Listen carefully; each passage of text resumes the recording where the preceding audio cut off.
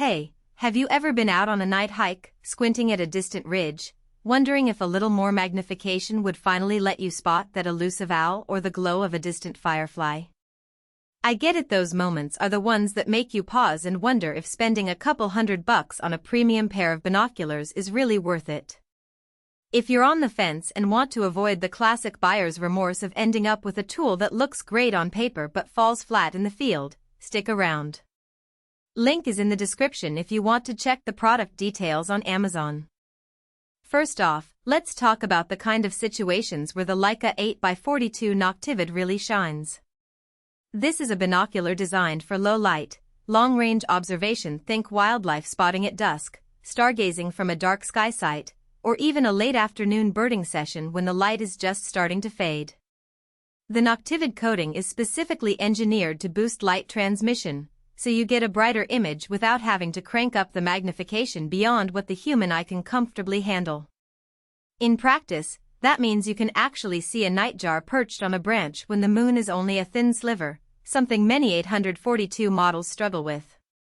Now, the real question is, who should actually put this binocular in their backpack?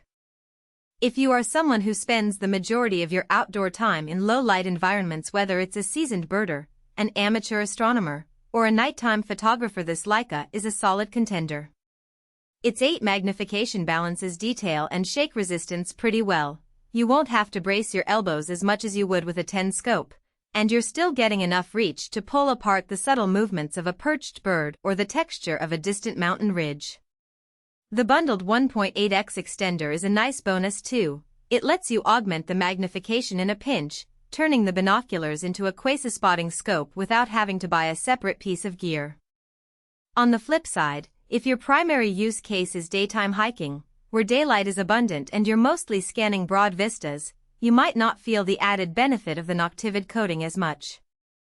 In bright conditions, the image quality difference between a standard 842 and the Leica is marginal, so you could likely save a fair chunk of money by opting for a more generic brand that still offers decent optics.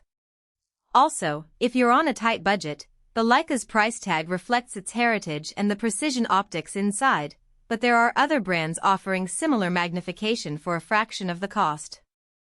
For those who don't need the low light edge, the extra expense may feel unnecessary. Let's break down the practical strengths. The first thing you'll notice is the clarity when you actually point the binoculars at something in dim light.